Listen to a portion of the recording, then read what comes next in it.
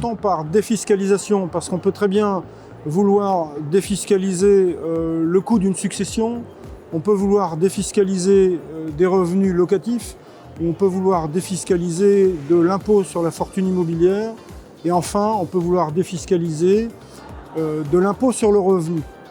Donc, je dirais qu'il y a des dispositifs qui sont des dispositifs de droit commun.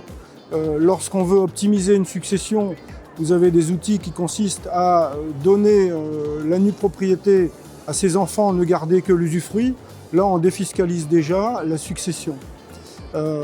C'est ce qu'on appelle le démembrement de biens que l'on détient déjà. Après, vous avez la défiscalisation de revenus existants, de revenus fonciers, avec des outils qui peuvent être l'utilisation d'une société civile immobilière, puisqu'on vient apporter le bien dans une société civile qui va éventuellement l'amortir, si elle est à l'impôt sur les sociétés, ou tout simplement dont on va se servir des parts pour faire une optimisation.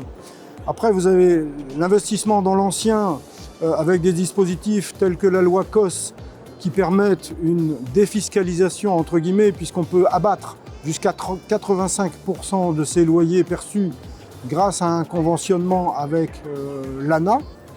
Donc ça, c'est une défiscalisation de revenus fonciers.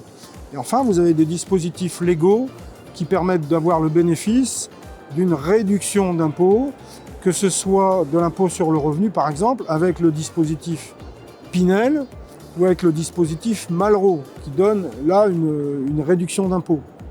Et enfin, on peut générer des revenus complémentaires pour une famille avec de l'investissement dans de la location meublée, gérée ou non gérée, c'est-à-dire avec ou sans bail commercial, avec une préférence pour le meublé qui ne soit pas géré, puisque là, on a toute liberté de revendre le bien quand on le souhaite, on n'est pas lié par un bail commercial. Vous avez des dispositifs de droit commun, vous avez des textes, vous avez des dispositifs légaux. Actuellement, on parle d'un projet de Super Pinel. Dans tous les cas de figure, ce qui est important, c'est que vous soyez accompagné par un professionnel qui parte de votre situation personnelle et non pas d'un produit qu'il a à vous vendre. Parce qu'en fait, c'est la seule solution d'avoir la certitude d'une prise de décision qui soit concertée, réfléchie et qui corresponde à votre réel besoin dans cette jungle de possibilités.